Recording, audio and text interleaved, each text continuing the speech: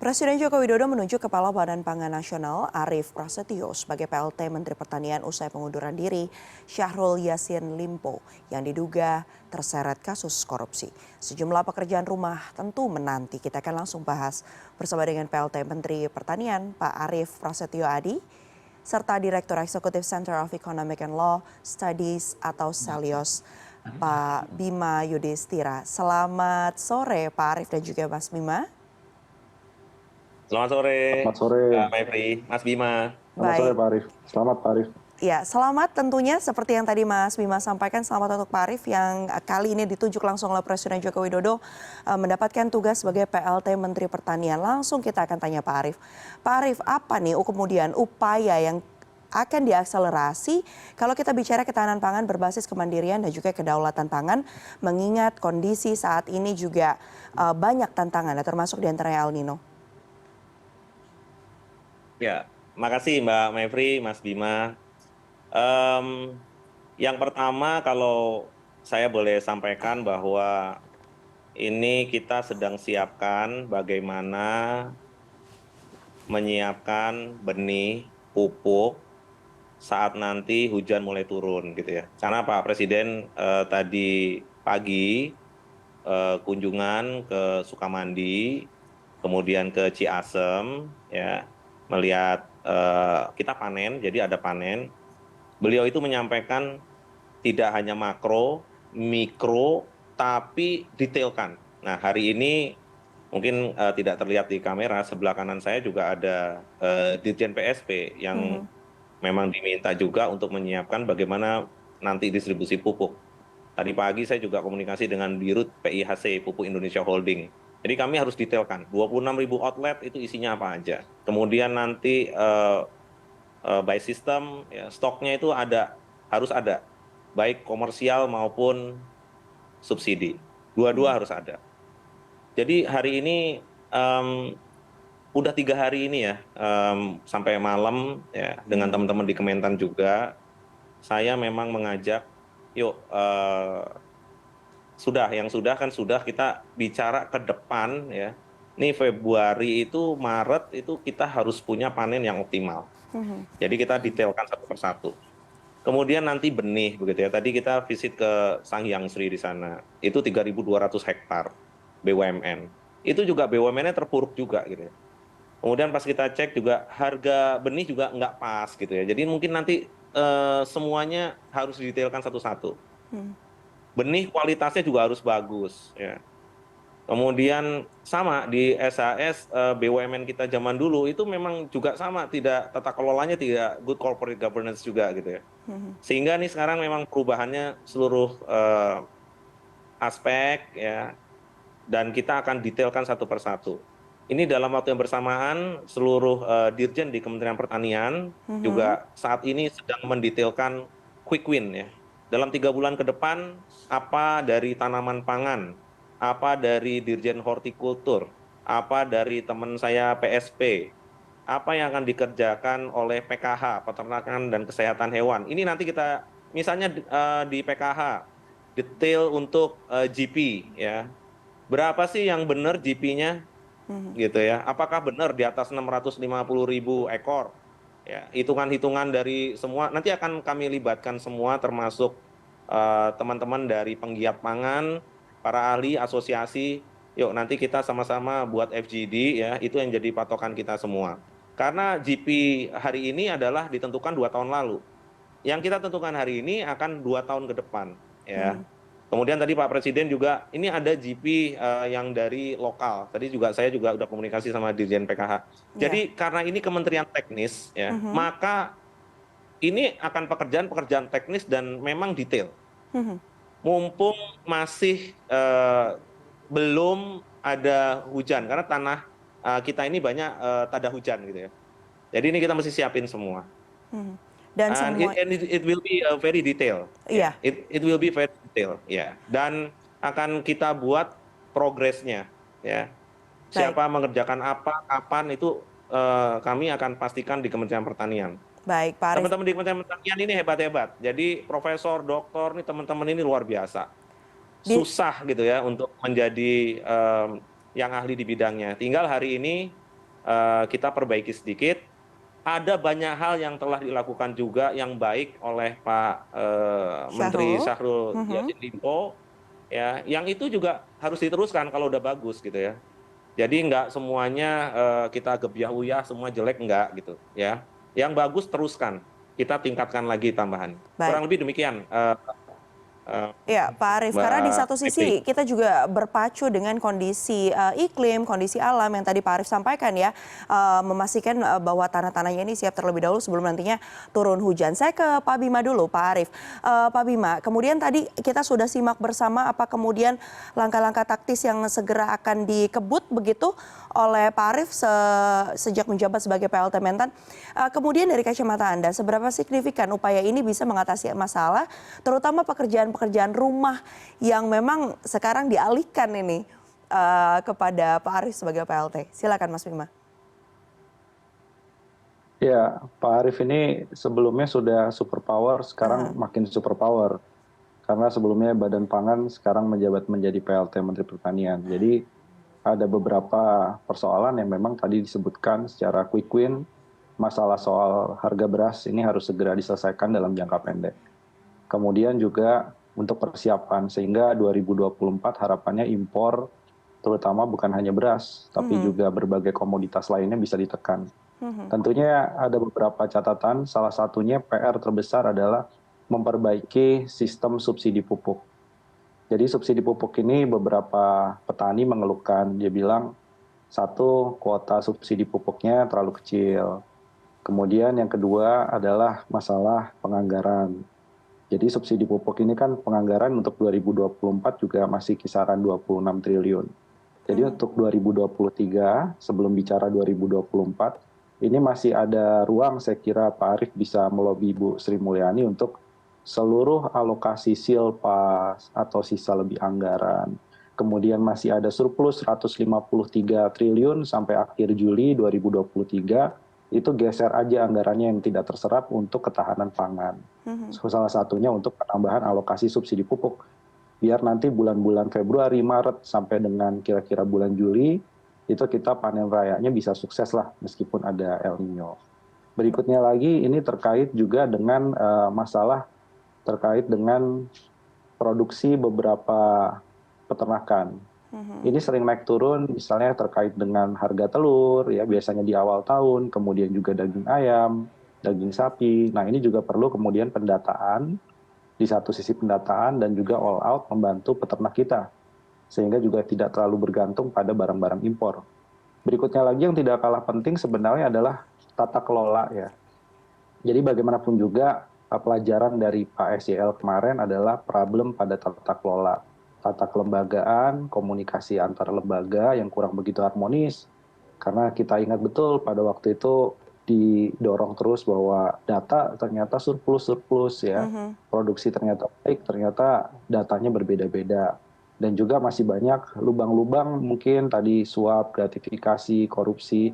Ini yang mungkin bisa terus dibenahi secara internal oleh Pak Arief. Saya yakin Pak Arief mampulah melakukan Baik. beberapa perubahan secara internal. Baik, Mas Bima dan juga Pak Arief, kita harus jeda terlebih dahulu dan CNN Indonesia Newsroom masih akan kembali dengan dialog ini usai jeda. Tetaplah bersama kami.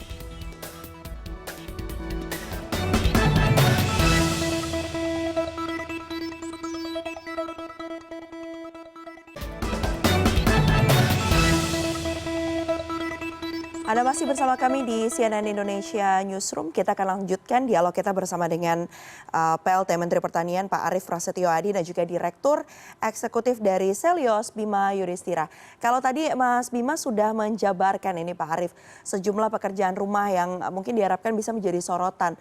Ada terkait dengan anggaran, ketahanan pangan, kurangi konsumsi impor begitu ya, ketergantungan kita terhadap impor. Saya langsung minta Pak Arief untuk bisa menanggapinya. Karena sebelumnya Pak Arief juga sempat sampaikan bahwa nanti ke depannya ini fokus anggaran 2023 sisanya akan menjalankan program-program yang sesuai dengan visi-visi yang tadi Bapak sebutkan di awal. Silakan Pak Arief. Setuju, Mbak My Sister. Jadi apa yang disampaikan Mas Bima itu nggak ada yang salah, semuanya betul. Saya catat baik-baik. Yang pertama mengenai harga beras. Harga beras ya kami mulai dari pasar induk beras Cipinang. Pasar induk beras Cipinang itu sudah kita gelontor sekitar 6.000 ton ya dengan harga 9.950. Kemudian ini berhasil menurunkan harga. Jadi sampai turun itu sekitar Rp1.000 sekarang, 11.100 gitu ya untuk beras medium. Karena itu yang memang harus kita kerjakan. Kemudian hilirisasinya adalah setiap pedagang beras yang ada di pasar induk beras Cipinang harus punya downline di toko-toko, di pasar-pasar yang ada di pasar turunan. Jadi itu sudah juga sama secara masif. Kemudian gerakan pangan murah ini juga dikerjakan secara masif. Jadi semua upaya kita kerjakan. Dan stok bulog hari ini, stok bulog 1,7 juta ton. Akan masuk lagi dalam waktu dekat 830.000 ton. Dan Pak Presiden menambah 1,5 juta ton lagi ya, untuk menyiapkan apabila sampai dengan Februari Maret ya memang kondisinya drop. Karena dalam neraca pangan kita diproyeksikan oleh KSA juga kerangka sampel area BPS bahwa produksi itu nanti kalau di Desember itu hanya 1,1 juta.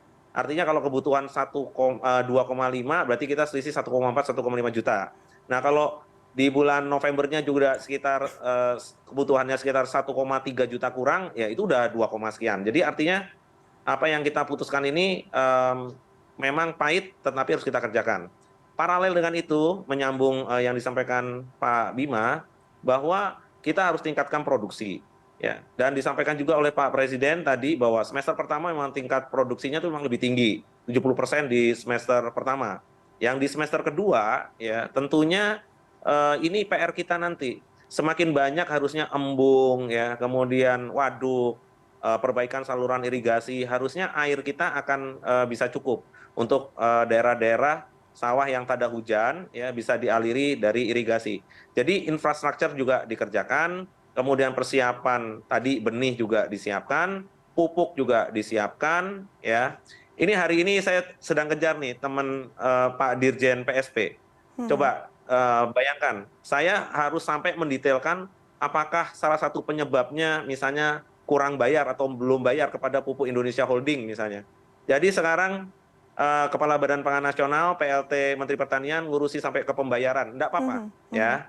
Saya akan beresin semua bersama teman-teman ini. Ya, buktinya hari ini tadi Pak Dirjen, Bu Direktur, teman-teman di sini ya, semuanya masih on.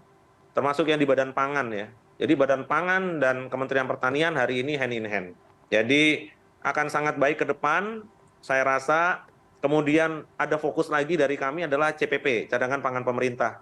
Saya perlu sampaikan juga bahwa BUMN di bidang pangan, ID Food, sudah mendapatkan approval 1,5 triliun sebagai off-taker.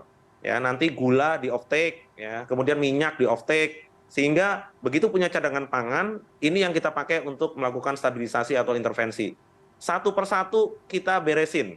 Ya. Kemudian Bulog juga sama, teman-teman di Bulog, mereka juga siap ya untuk melakukan nanti penyerapan dalam negeri.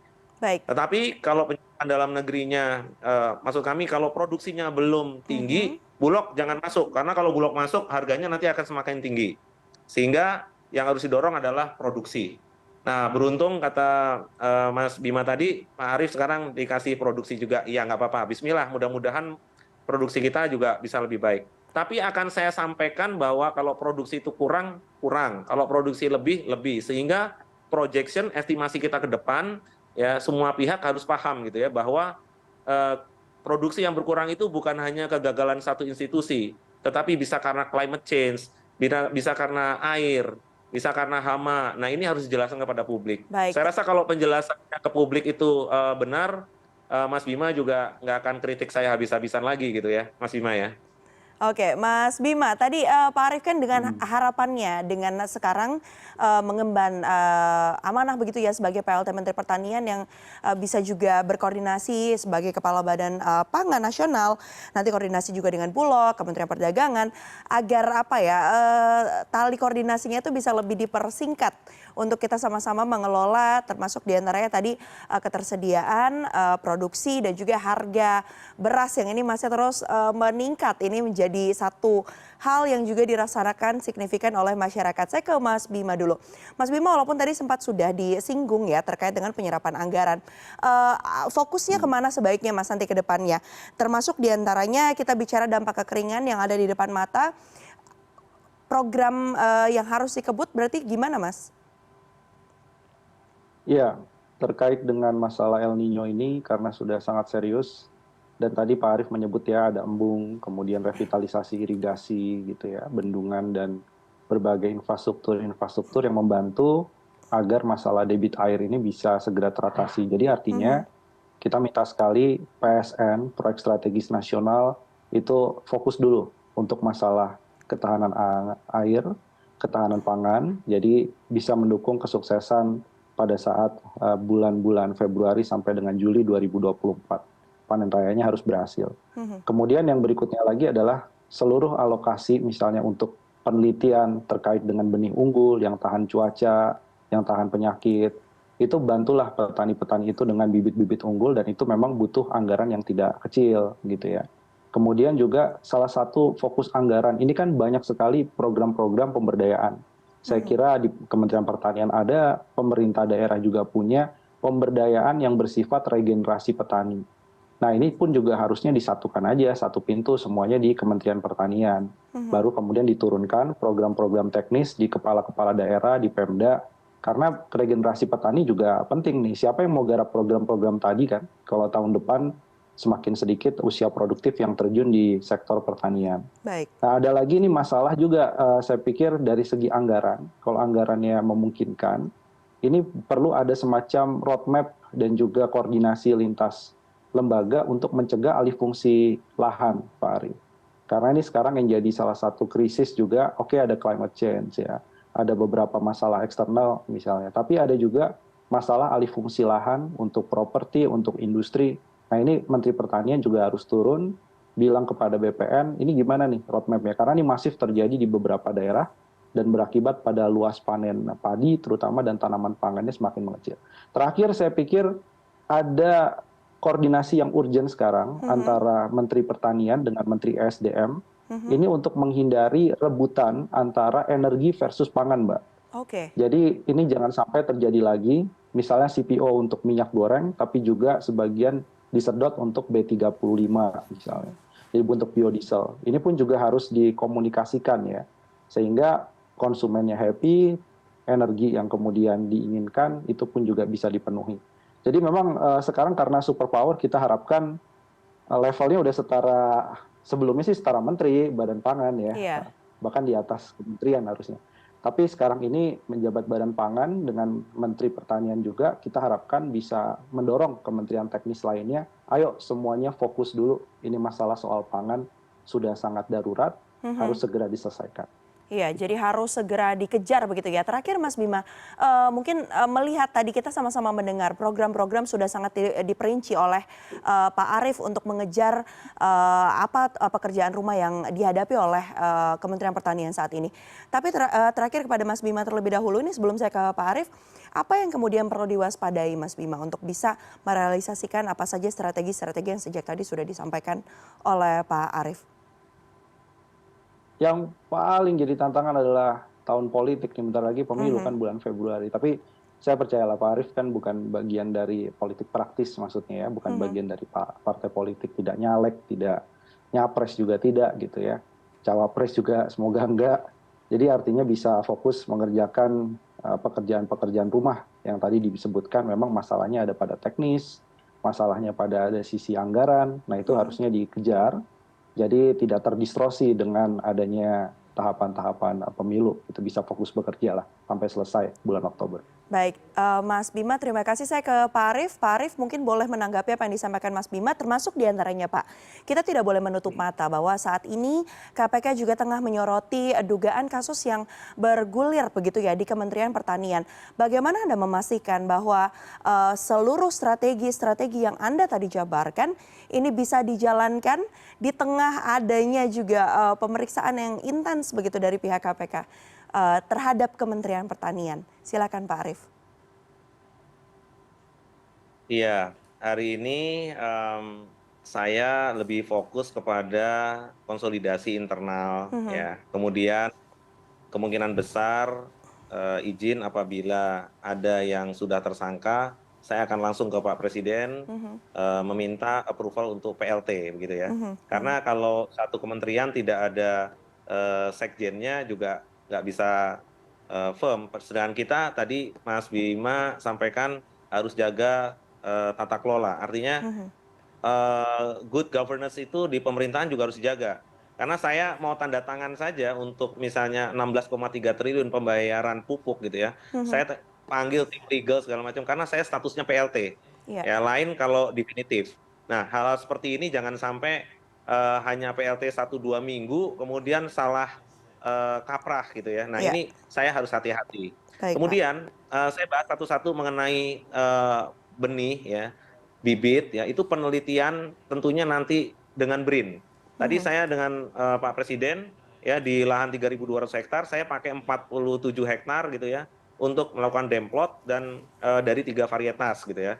Yang satu umur 65 hari bisa panen, yang satu lagi umur 90 hari, yang satu lagi yang normal 110 hari. Ya, ini semua kita laksanakan. Ubinannya tadi udah ada yang 7 ton, udah ada yang 8 ton. Jadi kalau misalnya rata-rata nasional 5,25, ini bisa kita tingkatkan untuk menjadi 6 atau 7 ton aja. Itu akan sangat bagus. Yang skalanya skala kampus, mungkin ada Prof. Satria dari IPB, itu juga akan kami bawa juga gitu ya. Sehingga ini nanti kita buka mana-mana saja yang memang sesuai sama lokasinya, jenis benihnya, misalnya daerah rawa tentunya berbeda dengan daerah pegunungan berbeda Mhm. juga dengan daerah irigasi teknis gitu ya. Mana yang paling cocok? Sebenarnya teman-teman Kementan ini jauh lebih pandai. Kenapa? Karena sudah ada Inpari, RI itu artinya irigasi gitu ya. Jadi kalau udah saluran irigasi ya udah Inpari berapa sekarang 32, 48, saudara-saudara kita ini udah punya. Ya, tinggal setelah ini ya disiapkan untuk Pulau Jawa Inpari misalnya 32 atau 48 kita pakai gitu ya. Kemudian berikutnya lagi mengenai alih fungsi lahan, tadi saya naik heli sama Pak Presiden. Berdua ya. Saya foto dari atas pakai timestamp ya. Begitu tebang rendah saya bisa pakai lokasi Bekasi, Tambun, ya, sampai ke dekat Jakarta, itu saluran irigasinya masih kelihatan, Mhm. ya, tapi blok-bloknya udah perumahan, ya. Oke. Ini nanti saya minta tolong sama Dirjen Tanaman Pangan harus menghitung berkurangnya lahan pertanian ini berapa, Mhm. utamanya di daerah-daerah yang sudah urban ya, seperti Jakarta, Bekasi, gitu ya. Iya. Itu jelas banget gitu ya. Nanti kalau perlu saya juga bisa sampaikan tuh Mas Bima, Mas banyak ternyata konversi lahannya. Sehingga kalau konversi lahan itu berarti kita juga harus hitung. Apakah luas tanamnya masih 7,4 juta? Mhm. Kalau misalnya sudah berkurang, lahan mana yang mau kita ekstensifikasi? Nah, ya, kemudian berikutnya lagi mengenai peternak ya. Peternak kita juga hari ini sama ya. Kalau buat saya sekarang nomor satu petani peternak dulu deh, Mhm. ya. Hati saya pada petani dan peternak. Kenapa? Karena sudah sekian lama juga mengalami kerugian-kerugian, ya. Baik. Kerugian itu akibat misalnya over stok, yang harusnya overstock itu adalah kelebihannya Kementerian Pertanian, bisa memproduksi lebih disalahin, kurang apalagi. Nah, sekarang saya mau rubah. Produksi yang banyak bisa ya, tetapi BUMN di bidang pangan kita siapkan fasilitasnya. Kita Baik. pakai cold room, jadi nanti disimpan dalam bentuk karkas, menjadi cadangan pangan pemerintah. Kelebihan lagi, saya sedang komunikasi dengan misalnya dubes di Malaysia. Mhm. Apa yang saya bisa ekspor dari Indonesia. Baik, Jadi Pak. kalau udah kelebihan, kemudian ada cadangan pangan, sisanya kita ekspor sehingga harga di petani dan peternak itu tetap baik. Baik. Ya. Kemudian Artinya komunikasi antar lembaga. mhm. Ya. Kemudian komunikasi antar lembaga. Hari ini yang namanya Kementerian Pertanian, Badan Pangan, insya Allah hubungan dengan kementerian dan lembaga lain sangat solid, ya.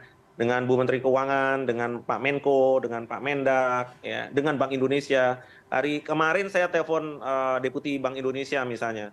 Apapun yang sekarang kita import, ya, harga akan tinggi semua. Harga beras misalnya turun dari $640 per metric ton, sekarang 605. Tapi currency-nya 15.600. ya. Jadi hal-hal seperti ini kalau saya jelaskan kepada masyarakat umum pasti Mas Bima juga akan oh iya naik karena apa gitu ya. Jadi what is the reason behind itu menjadi penting penjelasan-penjelasan kepada masyarakat. Ya, Terus bantuan pangan tetap jalan. Jadi kalau tadi disampaikan masyarakat kasihan, sekarang masyarakat yang 21,3 juta desil 1 yang dapat bantuan pangan 10 kilo 3 bulan ke depan ya. Jadi maksud saya Pak Presiden sudah pikirkan itu kita ganjel ya. Kemudian mengenai anggaran, sisa anggaran ini jadi begini. Sampai dengan September, serapan kita ini di kementerian lembaga biasanya sekitar 50-60% baik ya. Pak. Masih sisa 40%. Tetapi di mata anggaran kita itu pos-posnya udah ada. Sehingga yang harus kita kawal adalah implementasi ya Implementasi dari serapan penyerapan anggaran sesuai ya. dengan pos-pos yang sesuai dengan mata anggarannya. Karena Baik, kalau dia pakai ke anggaran lain, salah, nggak boleh gitu ya. Kalau anggarannya Alsintan ya Alsintan. Kalau anggarannya benih ya benih. baik. Anggarannya buat pupuk ya pupuk gitu ya. Baik Pak Arief. Mungkin dari kami demikian, mohon doa restu dari seluruh pihak, masyarakat, Mas Bima, semua kita sedang bertransformasi luar biasa, khususnya di seluruh stakeholders pangan, Kementerian Pertanian, Badan Pangan Nasional, kemudian BUMN di bidang pangan khususnya dengan Pak Menteri Erick Thohir. Baik. Demikian Mbak My Sister. Iya, kita berharap ketahanan pangan berbasis kemandirian dan juga kedaulatan pangan ini bisa benar-benar terjaga, begitu terjadi, dan dampaknya bisa dirasakan langsung oleh masyarakat. Terima kasih banyak kepada Amin. Pak PLT, Menteri Pertanian, Pak Arief Prasetyo, yang juga Kepala Badan Pangan Nasional. Dan terima kasih juga untuk Direktur Eksekutif dari Selyos, Mas Bima Yudhistira, sudah bergabung bersama kami di CNN Indonesia Newsroom. Terima Sehat kasih. selalu Bapak-Bapak. Terima kasih.